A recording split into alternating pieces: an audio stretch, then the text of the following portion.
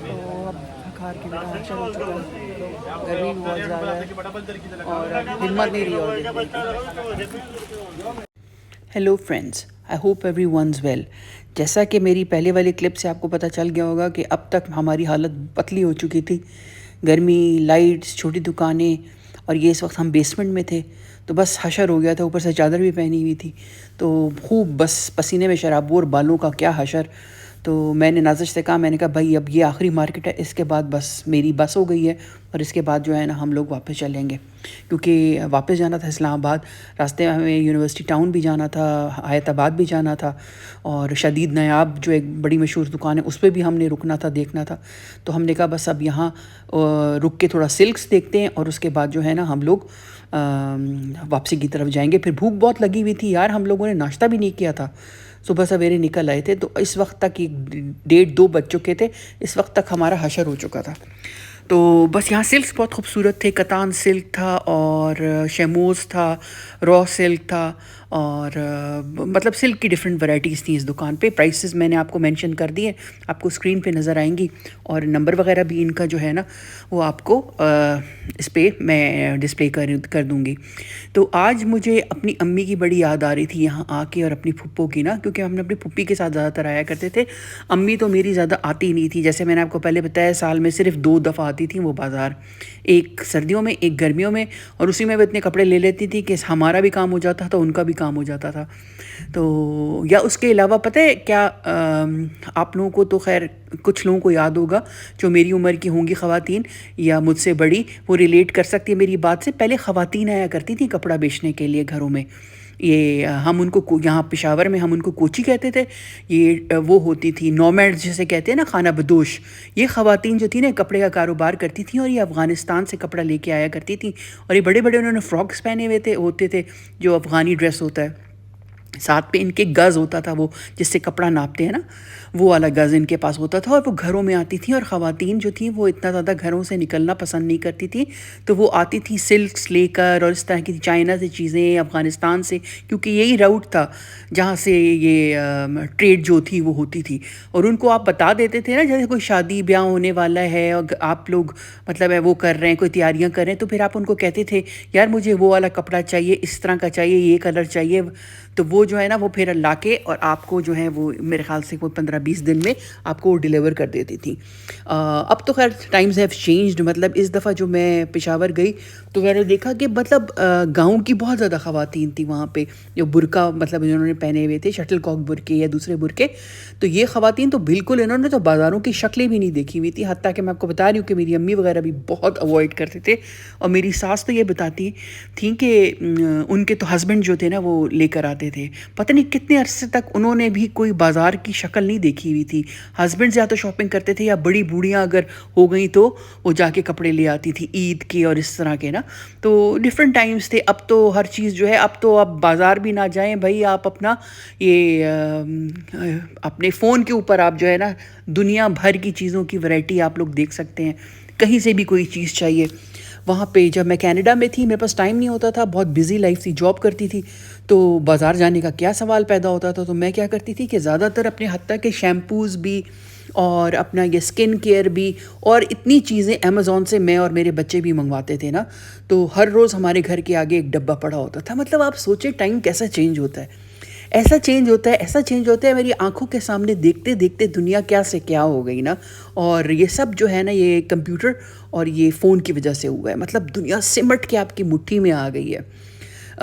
آپ دبئی کا چاہیں، انگلینڈ کا چاہیں، آپ کینیڈا کا چاہیں، امریکہ کا چاہیں، چائنا کا چاہیں، کہاں کی کوئی بھی چیز چاہے، الیکٹرانکس چاہے، کپڑے چاہیں، سویٹر چاہیں، بس کلک آف یور بٹن آپ کریں اور آپ کو وہ چیز جو ہے نا آپ کو مل جائے گی۔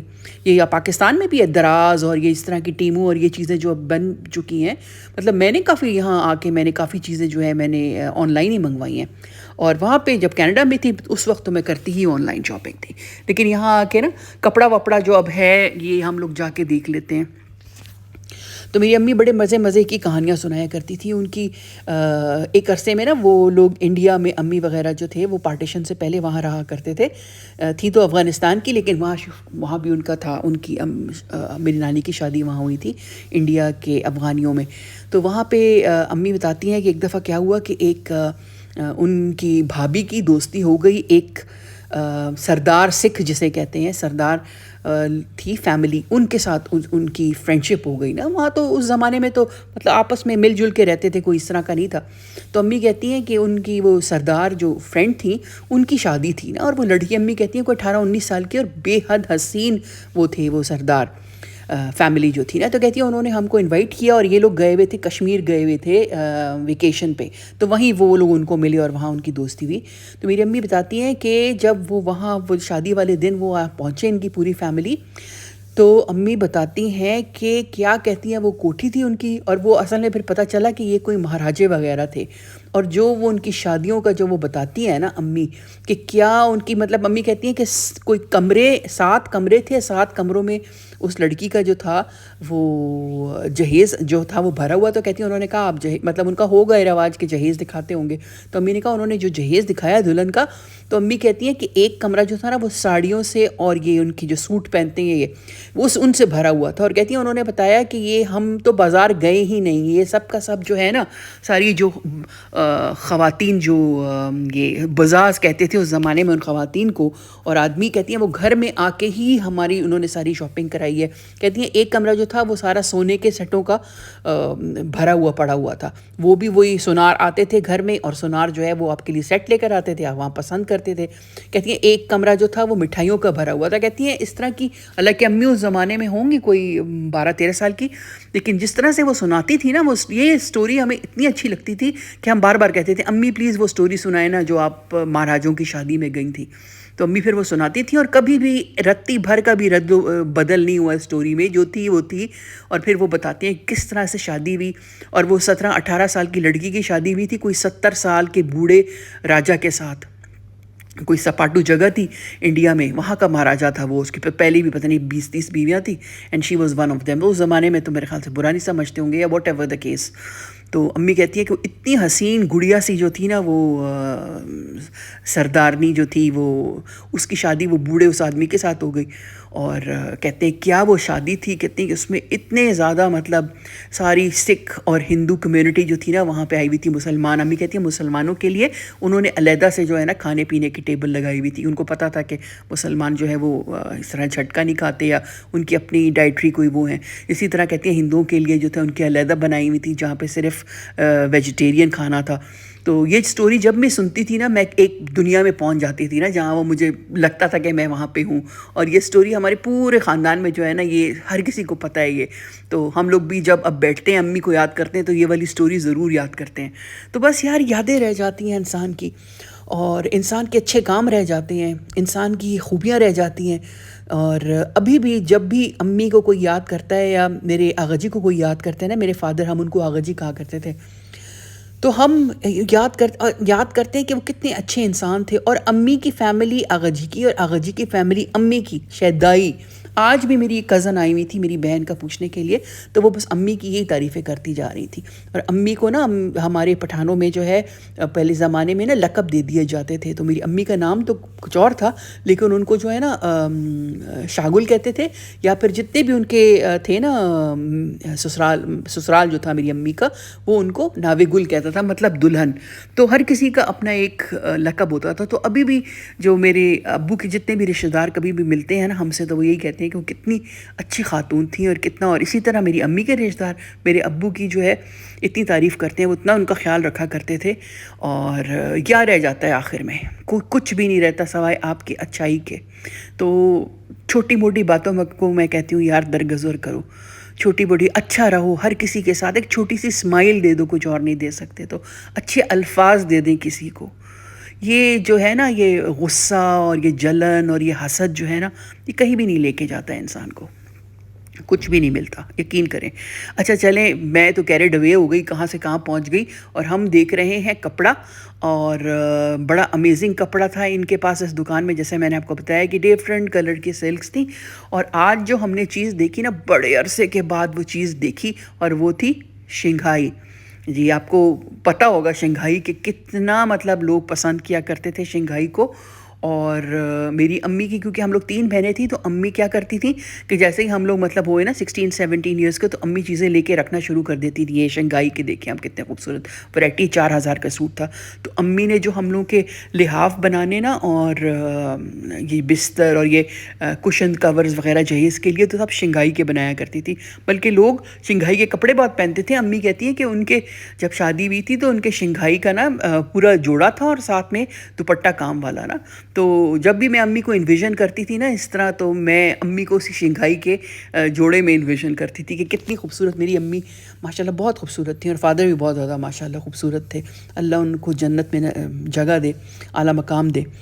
تو شنگھائی بڑا مطلب اس زمانے میں نا بڑا پسند، ابھی پسند کیا جاتا تھا، ابھی تو بڑی مشکل سے ایک دکان میں مجھے نظر آیا ہے۔ تو وہ یہ ویسے بتا رہے تھے کہ آگے بھی کچھ دکانیں ہیں جس پہ شنگھائی ملتا ہے نا، لوگ شادیوں کے لیے یا اس کے بستر اور اس کے لحاف بڑے پسند کرتے ہیں، بڑی خوبصورت بنتے ہیں۔ بلکہ بیڈ کورز، اب تو بیڈ کورز میں بھی یہ استعمال کیا جاتا ہے۔ چائنا سے یہ آتا تھا، اور ابھی بھی وہ یہی کہہ رہے تھے کہ یہ چائنا کا ہی مال ہے۔ پھر یہ نظر آیا ہمیں، یہ ایک قسم کی ویلوٹ ہے، لیکن بڑی پتلی سی ویلوٹ تھی۔ اور شنگھائی کا جوڑا جیسے میں نے آپ کو بتایا 4000 کا تھا۔ تو اگر اب آپ اس کا لحاف بنانا چاہیں تو اب دیکھیں کہ وہ کتنے کا پڑے گا، اگر تو بنانا چاہتے ہیں تو۔ یا بیڈ کور جیسے ہوتا ہے نا، بیڈ کور بھی بڑے پیارے لگتے ہیں اس کے۔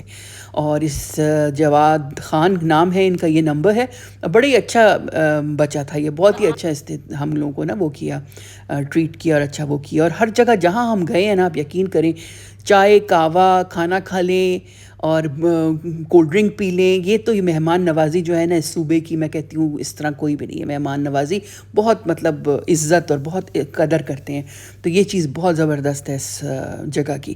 اچھا پھر یہ بڑا خوبصورت تھا، یہ بھی پرانی چیز ہے، یہ بھی مجھے یاد ہے کہ کوئی چائنا کے بارڈر پہ جب جاتے تھے نا، یا گلگت وغیرہ، وہاں سے یہ کپڑا لے کر آتے تھے۔ اس کا نام مجھے نہیں یاد، اگر کسی کو یاد ہے تو پلیز مجھے بتائیں۔ کیا اس کو چائنا کچھ کہتے تھے، ریشم کے پتہ نہیں کیا اس ٹائپ کا، ریشم سے ہی بنتا ہے، پیور تھا یہ۔ اور یہ بتا رہے تھے کہ 3000 کی شرٹ، 2500 کی شرٹ وہ دے رہے تھے۔ سوٹ اگر آپ پورا لیں تو وہ 5 تک کا ہو جائے گا۔ کپڑا بڑا اچھا تھا، ہاتھ لگانے میں بھی نا۔ لیکن یہ جو تھے تھوڑے سے روڈ تھے یہ دکاندار جو تھے، تو جب روڈ ہوتے ہیں نا کوئی، تو میرے لیے میجر پٹ آف ہے یہ۔ لیکن یہ والا ہم نے لیا میری بہن کے لیے نا، اس پہ وہ کام کرائیں گی۔ اچھا پھر یہ پورے سلکس پڑے ہوئے تھے، پھر یہ پیور سلک تھے، تو 6000 کا ہی دے رہے تھے سوٹ، کیونکہ پیور چیز تھی۔ پیور چیز کی پھر قیمت بھی جو ہے وہ ڈبل ٹرپل ہوتی ہے۔ کھلوا کے ہم نے نہیں دیکھے، کیونکہ ان کا ایٹیٹیوڈ ایسا تھا کہ وہ لگ رہا تھا کہ وہ نہیں کریں گے، نہیں کھولیں گے 1-2 سے زیادہ، تو پھر ہم نے زیادہ ان کو تنگ بھی نہیں کیا، ہم نے کہا پھر رہنے دو۔ اس کے بعد بس پھر ہم لوگوں کی بس ہو گئی، ہم لوگوں نے کہا چلو اب ہم لوگ یونیورسٹی میں ہیں اس وقت، اور یہ ہے حبیبی کے نام سے یہ ریسٹورنٹ ہے، یہ اسلام آباد میں بھی ہے، اور یہ مطلب 1-2-3 برانچز ہیں ان کی، اور ان کا مشہور ہے بہت زیادہ افغانی کھانا۔ بس پشاور آئے اور چپلی کباب نہ کھائے ایسا نہیں ہو سکتا، تو میں نے کہا چلو آپ کے لیے چھوٹی سی کلپ بنا لیتی ہوں چپلی کباب کی۔ تو شام کے وقت ان کا صحیح لگتا ہے، جو ہوتا ہے پورا وہ بنا رہے ہوتے ہیں۔ اس وقت تو ہم مطلب 2-3 بجے ہوں گے اس وقت، تو یہ ان کا اتنا زیادہ رش نہیں ہے، ورنہ ان پہ کافی رش ہوتا ہے۔ پھر ان کے چرغے اور ان کے کڑھائی شڑھائی بڑی مشہور ہے، چکن کڑھائی، مٹن کڑھائی۔ ہم نے پتہ کیا منگوایا، مٹن کڑھائی منگوائی ہم نے، 4 چپلی کباب منگوائی کیونکہ ڈرائیور بھی تھا ہمارے ساتھ، اور اس کے علاوہ ہم نے روٹیاں منگوائی، نان، اور ساتھ میں بوتلیں نا۔ آپ بتائیں کہ کتنا آیا ہوگا ہمارا بل؟ 3000 صرف ہمارا بل آیا۔ ہم پریشان تھے کیونکہ یہاں تو یار اسلام آباد میں تو ہم اگر کڑھائی اور نان بھی منگوا لیں نا تو وہ 3000 سے زیادہ کا ہوتا ہے، تو یہ تو مطلب کافی چیزیں تھیں، یہ دیکھیں اچھی خاصی زیادہ کڑھائی تھی، پھر ڈرائیور کا علیحدہ کھانا۔ تو 3000 جب اس نے کہا نا تو ہم شوق ہو گئے، اور اتنا، اور ہم نے پتہ ہے اسی کڑھائی میں کھایا ہم نے، بیسٹ لگتا ہے مجھے، میرے منہ میں ابھی بھی پانی آ رہا ہے۔ تو بیسٹ لگتا ہے ہمیں کہ ہم جو ہے نا ہم بیٹھ کے گاڑی میں ہی کھاتے ہیں، کیونکہ پشاور میں اتنا ہے نہیں رواج، ہمارے ساتھ کوئی بندہ بھی نہیں تھا، اتنا رواج نہیں کہ آپ نکل کے ہوٹل میں بیٹھ کے کھانا کھائیں نا ریسٹورنٹ میں۔ تو بس ہم لوگوں نے بڑے مزے سے کھانا کھایا، بڑا مزہ آیا، میں اور نونے، اور ہم بہت انجوائے کرتے ہیں نا اس طرح سے گاڑی میں کھانا۔ ان کے چپلی کباب دیکھے، اس میں سارا انہوں نے انڈا ڈالا ہوا تھا، آئی ہوپ کہ آپ نے انجوائے کی ہو آج کی کلپ. Thanks and bye.